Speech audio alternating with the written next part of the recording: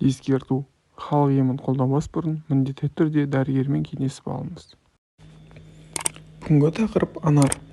Егер анарды үнемі пайдаланатын болсаңыз, онда сіздің жүрегіңіз сағат сияқты тоқтамай жұмыс істейтін болады. Сондай-ақ кәріліктің сіздің есігіңізді ерте қағуына жол бермейді. Анар жемісінің шырыны қандай дәруменге бай екені барлығымызға да таныс. Өйткені бұл жеміс туралы аз жазылып айтылып жүрген жоқ. Дегенмен анар жемісінің ерекше қасиеттері мен пайдалы жақтарын біле жүргеніңіз жөн. Анар адам организмін құнарлы заттармен қамтамасыз етіп отырады. Оның құрамында 15 түрлі амин қышқылы бар. Сонымен қоса К, С, В9, В6 дәрумендер мен минералдарға, калий, мырыш, фосфорға бай. Анар калориясы төмен жеміс. 100 грамм жемісте бар жоғы 72 килокалория болады. Шырынның құрамында танеин болуына байланысты және жемісінің қабығына медицина асқазанының жұмысы бұзылғанда, ал кепкен бұтақтары мен дінінің қабығын ішек құртына қарсы дәрі ретінде қолданылады. Асқазаны ауыратындар, асқазан сөлінің қышқылы жоғары гастритпен ауыратындар, сондай-ақ энтероколитпен ауырғанда анардың ащы сұрыптарын пайдалануға болмайды. Қанның құрамында темір аз болса және адам сүйектері сынғанда тез бітіп кету үшін анарды жеу керек. Анар шырынының тағы да бір ерекше қасиеті, ол радиация әсеріне шалдыққандарға көмектеседі. Анар шырыны иммунитеттің жағдайын жақсартады. Нәтижесінде ағза тұмау сияқты ауруларға шалдықпайды. Жөтел кезінде тіпті анар шырынымен тамақ жеуға кеңес беріледі. Анар құрамында калийдің мөлшері өте көп болғандықтан, ол қан қысымын төмендету үшін өте тиімді болып табылады. Анардың құрамында қабынуға қарсы тұратын зат бар. Ол буын ауруларына шалдыққан адамдардың шеміршектері ыдырауын алдын алуда маңызды рөл атқарады. Анар шырыны сондай-ақ адамда буын қабынуына шалдықтыратын ферменттердің артуына кедергі жасайды және шеміршектердің бұзылуының алдын алады. Анар құрамында өте көп мөлшерде эстроген элементі бар. Бұл элемент әйел адамдардың сүйектерінің қаусап кетуінің алдын алады. Анар косметика саласында аса кең таралған. Ол теріні бос радикалдардың әсерінен қорғайды, теріні қалпына келтіру процестерін белсендіреді, оны қоректендіреді және жандандырады. Сондай-ақ коллаген мен эластиннің синтезделуіне мүмкіндік туғызады. Бұл әжім қыртыстарының жазылуына, терінің тығыздығы мен созылмалылығын ұлғайтады.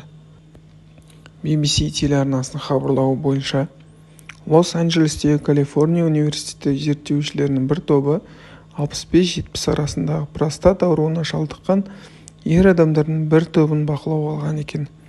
Бұл адамдар хирургиялық жолмен немесе лазерлік терапия арқылы простат ауруын емделуге тырысыпты.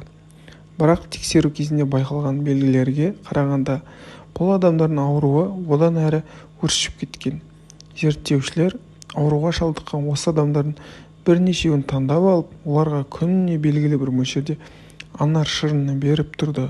Бұл шараның нәтижесінде осы адамдарға простат ауруының өршу жылдамдығы анар шырынын ішкеннен кейін айтарлықтай бәсеңдеді. Анар жеміс ағашының бойы 5-6 метрге дейін барады. 80 жылға дейін, кейде одан да көп өмір сүреді. 3-4 жастан кейін жеміс береді. Жемісін жерге түсірмей тұрып алады. Сәуір айында гүлдеп, күзде жеміс береді. Анар жемісінің ерекше қасиеттері мен пайдалы жақтарын назарыңызға қайтадан ұсынғымыз келіп отыр. Гемоглобинді жоғарылатады. Анар жемісі қанасыздық ауруымен күресуге көмектеседі. Осы дерт кезінде анар шырынын 2 ай көлемінде күніне 30 минуттан 3 стақан ішу абзал. Қан қысымын төмендетеді. Анар дәндері қан қысымы дертіне шалдыққан науқастарының артериалды қысымдарын түсіруге көмектеседі. Кептірілген жеміс жарғағын шайға қосып ішсе, жүйке жүйесін қалпына келтіріп, түнгі ұйқыны жақсартады. Гормон белсенділігін арттырады. Анар жемісінің дәнінің құрамында май бар. Ол ағзадағы гормондық балансты қалпына келтіреді. Сол себепті жеміс дәндерін жеген пайдалы. ауыз қуысын дәрілейді. Жеміс қабығынан жасалған су тұнбасын немесе шырынын ангина және фарингит ауруларын емдеу кезінде тамақты шауюға пайдаланады. Инсулинді алмастырады. Анар жемісі қант диабеті ауруына шалдыққан адамдарға өте пайдалы. Тамақ ішпес бұрын 60 тамшы жеміс шырынын күніне 4 рет қолданса, қан құрамында қант деңгейі төмендейді, радиацияны шығарады. Анар шырыны радиоактивті изотопты заттармен жұмыс жасайтын немесе радиациясы жоғары аймақта тұратын адамдар ішкен жөн. Ағзадағы құрттардың көзін жояды. Ағзадағы құрттардың көзін жою үшін 40-50 грамм анар қабығын 400 грамм суық суға салып қайнату арқылы ағзаға іштей қабылдау керек. Іш өтуді тоқтатады. Анар жемісі мен қабығын іш өтуге тоқ ішектің қабынуына қарсы қолданады. Ағзадағы қамынуды емдейді. Жеміс қабығы адам ағзасындағы бүйрек, бауыр, көз, құлақ, буын қабынуларына қарсы емдік мақсатта пайдаланылады.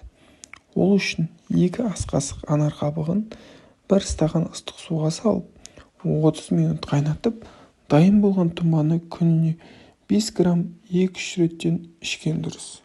Анар жұмсақ, жылы климатты бар аймақтарда өсетін оңтүстік жемісі. Көбінесе анар шырынын гемоглобин деңгейін иммунитетті арттыру және ми жұмысын жақсарту үшін ішеді. Анар дәрумендер мен микроэлементтерге биологиялық белсенді компоненттер бар.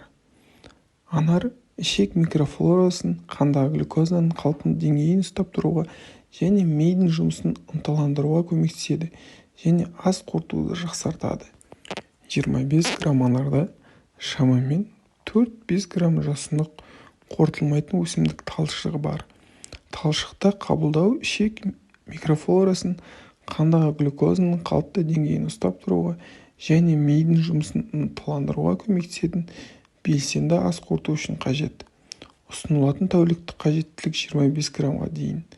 Талшықты қабылдау ішек микрофлорасын, қандағы глюкозаның қалыпты деңгейін ұстап тұруға және мидың жұмысын ынталандыруға көмектесетін белсенді ас қорыту үшін қажет. Анарда мыс бар. Мыс қан тамырларының серпімділігін және оттегін белсенді тасымалдау үшін қажет. Мыс жүздеген биохимиялық процестерге гормондардың бір бөлігін шығаруға да қажет. 100 грамм жемісте ағза бір тәулікте қажет ететін 15% К дәрумені бар. Ол қанның ұюын реттейтін ақуыздарды синтездеу үшін қажет. К дәрумені кальцийді сіңіру үшін де маңызды. Аскорбин қышқылы. Анарда ағза қажет ететін 10% аскорбин қышқылы бар. С дәрумені тотығу, тотықсыздану процестеріне реттеуге көмектеседі. Жасушалардың қартаюын болдырмайды. Теріні ылғалдандыруға және эпидемия кезінде суықтан қорғауды ынталандырады. Анарда ағза қажет ететін 10% B9 дәрумені немесе фолий қышқылы бар. Бұл зат жаңа қан жасушаларының пайда болуын ынталандыруға көмектеседі. Иммундық жүйені қолдайды және жүктілік кезінде ұрықты қорғайды. Калий. 100 грамм анарда 10% калий бар. Бұл минерал жүректің, мидың жұмысына, дене бұлшықеттерінің белсенді жиырылуына, су тұз алмасуына қолдауға және қан плазмасындағы қан деңгейін түзетуге қажет. Анардың қабығы мен тұқымы да пайдалы. Қабықтың құрамында көп мөлшерде полифенолдар, таниндер және антиоксиданттар бар. Бұл косметологияда және дәстүрлі медицинада қолданылады. Анар дәндері талшықтарға, органикалық қышқылдарға, маңызды дәрумендерге және эфир майларына бай. Олар косметология мен өнеркәсіпте белсенді қолданылады. Анардың пайдасымен қатар зияны да кездеседі. Жеміс бірыңғай пайдалы немесе түбегейлі зиян деп айтуға болмайды. Анарда сондай. Оны шектен тыс тұтыну денсаулыққа зиян келтіру белгілі бір проблемаларды күшейтуі мүмкін. Құрамында белсенді ингредиенттер жеміс қышқылдары мен таниндер болғандықтан оны мынандай жағдайда жемеу керек.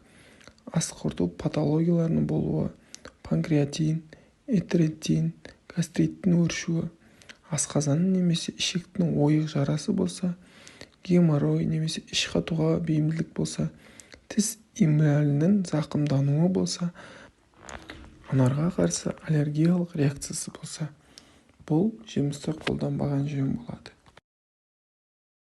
Сіздерге зор денсаулық тілейміз. Осы видео сіздерге пайдалы болса, арнамызға тіркеле кетіңіз. Лайк басып және достарыңызға бөлісе кетіңіздер.